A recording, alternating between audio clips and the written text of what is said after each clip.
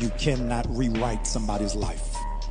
And I am all the more concerned about how America and the media is trying to remix a life of racism and white supremacy that went forth unchecked.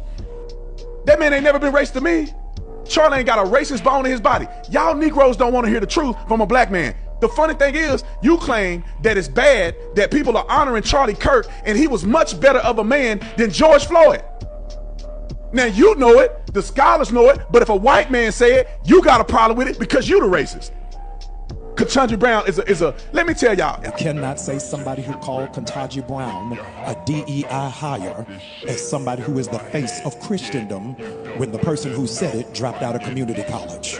Joe Biden said that. He made Ketanji Brown an affirmative action hire. And you mad at Charlie, but you're not mad at him. Joe Biden is the one that did that. Charlie Kirk only spoke of what Joe Biden did. Joe Biden said, I'm gonna pick a black woman. He didn't say I'm gonna pick the best candidate. He said I'm gonna pick a black woman. That means I'm gonna pick her color before her qualifications. You cannot say that the Civil Rights Bill should not have been passed and black people were in a better place in the 1940s when they had segregation and did not have freedom. Anybody that is a scholar knows that the growth and success of black people per capita in comparison to the growth and success of every other race was disproportionately better in the 30s, 40s, and 50s than it is today. Cannot say in no uncertain terms that George Floyd was a thug. And y'all preaching at eulogies, y'all giving a moment of silence in your church for a thug that robbed a woman at gunpoint, that spent his whole life degrading the black community, using drugs, stealing, and doing foolery. Wasn't nowhere near his kids. He wasn't doing nothing right.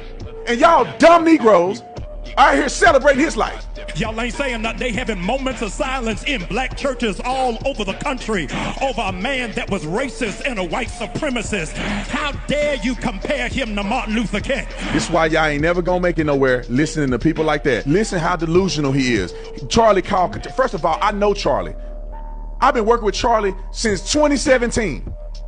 We held the first Black Leadership Summit at the White House for black conservatives to go. Never has happened in the history of the country. Charlie's idea was to galvanize, and you know who helped us do it? For you suckers out there, you know who helped us do it? We got one black man to donate us money to get all those kids out. We pay every single one of their airfare. We put them up in a hotel, and some of them ain't never been to the White House before. Who was helping us raise money to get black people to the White House? White people.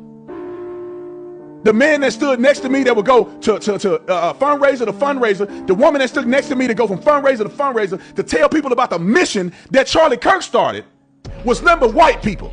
But a man, because he's white, who honored Christ in everything he did, you now got a problem with it. Black folks at the barber shop talk about the same thing Charlie Kirk talks about. But y'all mad because he white. Seems to me like everyone the Democrats support are criminals. From a Maryland dad to George Floyd, to Chuck Schumer, to Letitia James, to Tiffany Henyard. That's why y'all are rapidly losing support.